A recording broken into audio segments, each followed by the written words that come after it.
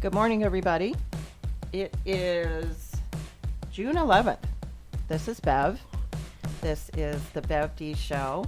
It's Tuesday. Always exciting for me because it's Tuesdays with Todd. Todd is my nephew. He is my brother's son. And my brother has since passed away years ago. And Todd and I find each other in each other's lives doing this show, so go figure. Todd is in recovery and has been, and he can tell you exactly how many days, but for some reason that 1,700-ish sober days is, and he'll know exactly, I know that, but he's quite an inspiration. Right as Todd was celebrating, some recovery there and the things that you do when you're sober. He was at work one day and he got hurt real bad and basically fell and everything head to toe was crushed. So he was in a body cast and he's overcome that. They thought he wouldn't walk. He's certainly proven everybody wrong, and I just kind of via social media selfishly watched Todd go through his journey. And we've always kept in touch, and I couldn't think of anything more that I would want to give the universe than the opportunity to hear some of his stories and help us get through some of these challenging days. So without further ado, welcome, Todd. Thanks for stopping in via the airwaves. Stopping in. Via the airwaves. Right. Good morning. I just always, I don't know how many of these you and I have been doing, but I don't know. I really feel blessed. I really do. Ditto. So, thanks again for being here. I know it's early morning, but it sounds like you're the kind of guy that gets up and at 'em anyway. So why not talk to your aunt on her little podcast? Todd, go ahead. No, I have always been a early morning person, but especially now again because we fall into bad habits. But Carlin gets up at 5:30 and leaves for work at 6:30, and it's just another habit to back into. It's a healthy habit. Now, don't get it twisted. I may or may not allegedly take a nap throughout the day, but sure. But I mean, fortunate enough we're supposed to do that anyway. But I always felt guilty about taking a nap. I don't know why. Especially when it's nice out. Oh, I know, and you just can't. Like after I know I was talking to you the one week after. I had went on that, I don't know, May was insane. It was like graduation and wedding, and there was just, every weekend it was, even if it was just Columbus or Cincinnati, it was like I wasn't home. And very blessed. I mean, that would mean I was going to see the girls. But then we had our Milwaukee trip on business, and that was when my dear friend passed away. And so as we push forward and we're going through our days when those kind of things happen, I think we're really, really taking a toll on our body. And that Sunday when I came home, the one thing I could check off my list is that I did take a shower that day. I couldn't move. And it was a gorgeous day. That made me feel I know. Todd, I was thinking this morning, like I have an idea, like I'll write one word for what I'd like to cover on each day on the shows. Again, this is the Bev D Show. I'm Bev, your host, and we are Tuesdays with Todd. My nephew Todd is here today. But I write down like what I would like the direction of the show to be.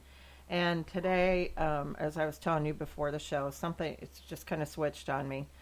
Yesterday, I know I was talking about how God uses the broken for the relatability factor, if you will, so that it not only nurtures our soul to be able to help someone, but at the same time, it's we we can't deny it. Sometimes we're called upon to do things. And today I was thinking, I thought about you, and I thought about one of your stories of how you were asked to speak, and how uncomfortable that was for you, to even fathom possibly doing that, for the good of others, because just because inside, you were uncomfortable about doing it. And I thought we get so comfortable in our lives, and we go through our routines, and we get up, like you said, even getting up at a certain time, and we have our routine. We make our coffee. I know I do. I know exactly what's going to happen, like within the next 7 minutes, getting ready for my day. And but in a much grander, bigger scale, we become, creatures of habit, even bad ones that you mentioned. But once in a while, there's something that we're asked to do, or maybe it's even at your career at work. For those folks that you work for people, they're asking you to do things, and even those things become habitual or routine or whatever. But you're asked to do something different, and it's for the greater good, and you don't want to do it, and you're so uncomfortable inside. And I want people to start recognizing those moments, listening a little bit closer if they will, and possibly pushing forward to do that. Can you share some of those experiences that you actually went through, even in your weakest, what was considered possibly your weakest of times? Yeah. Like you said, being creatures of habit, one of the biggest things we do not like is change. So it's uncomfortable. We don't like to feel uncomfortable, but there are times, there was a sign that I used to read every day when I was away for a little bit. It said, "To be willing to change, you got to be uncomfortable." Obviously, some of the things that I was doing and decisions I was making just weren't right, and that goes back to perception. Speaking in front of people, at the time when I first started doing it, I didn't want to, and that was out of selfishness, but it was out of fear. I was afraid. Right. Am I going to mess up? Am I going to sound stupid? Who the hell wants to listen to me talk? Da da da da. Right. And I tell you what, one of the most amazing moments I'd ever had, and I won't mention the name of the school, but it's a very, very big Catholic high school. And I was asked at the time by my judge, my PO, to speak to the kids, and it was grades 9 through 12. And I walked in there, and I'm used to going to my little meetings and stuff like that, and I walk in there, and there's grades 9 through 12 in the gymnasium, and there's a fair amount of people at this school. And so my judge speaks, Wow. and my judge speaks first, and nothing. They're just like sitting there, just as quiet. You could have heard a cricket fart, and and then my PO talks about the of alcoholism and addiction and things of that nature, and nothing, just sitting there. And so I got up on the stage, and I just told my story. I told my story, and not in a sense of, and I've said this many times before, and I'll still repeat it. My substance abuse and alcohol abuse, the substance itself wasn't the problem.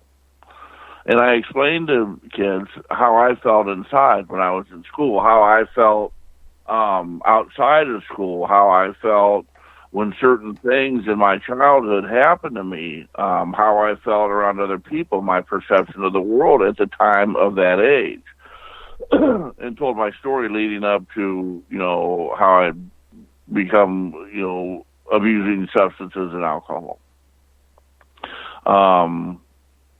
By the time I was done, it was a standing ovation, and it freaked me out at first, and then it was just it was one of my first really big doses of humility, in a sense of after I was done, several kids came up and talked and said, "Hey, my dad, my brother, my uncle, so on and so forth, suffered from this, and we didn't understand it." It's just a bunch of questions. Right. One of the biggest things is people forget about that humility part. And when I say that it's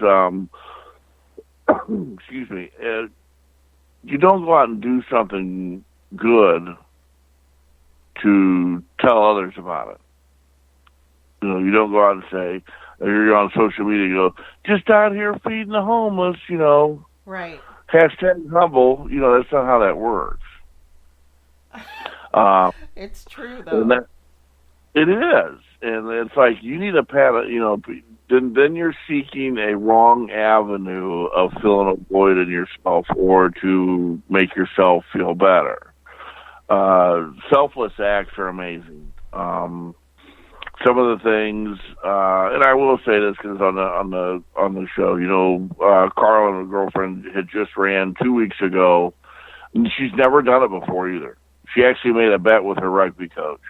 She went and ran a 5K at a treatment center to help raise money for a entity of that facility. Wow. And she turned right back. Yeah, and she turned right back around last Saturday and ran a little over a 5K. Now, she's not a runner. It's just not her thing. I mean, she plays rugby, but it's not her thing.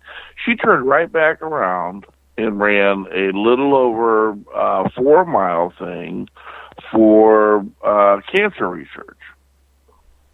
And the inspiration behind it, she won't tell nobody about it. She won't, be on, social media. Now, there were pictures taken and they were put on there and so on and so forth, but they call it a runner's high, actually. She got so exhilarated after doing this, it was just this overwhelming sense of accomplishment. And like I said, she's not a runner. This is where I'm getting to. You're talking about change. Mm-hmm. You're talking about being uncomfortable. This woman's never ran anything of that nature and just jumps right in there and does it. She doesn't train for it. She's not out there, doing laps around the allotment or doing obstacle courses or anything like that. She just did it. And I think that's one of the biggest inspirations to me. And I've done it in the past, but sometimes you need a kick in the butt. And I think that's what people just do it. Just what's the worst that could happen? Absolutely. You can't fail if you don't try. Well, and that's something. And is it necessarily a failure? No. It's something I also teach, like when I do sales training and stuff, and I'll say, we have this big thing about, and what I tell them is, pick up the phone. Nothing's going to happen unless you pick up the phone. That's your job. You've been in sales for 30 years, and yet you still have call reluctance. And so I always share, there's a quote out there floating around, but it's just so true. Here's 100%. Here's what I can guarantee that it's not going to happen. That much I know is if you don't move forward, if you don't pick up the phone. Then you can sit there all comfortable knowing at least I know nothing is going to happen, because you're not going to get anywhere unless you do the thing. And for me,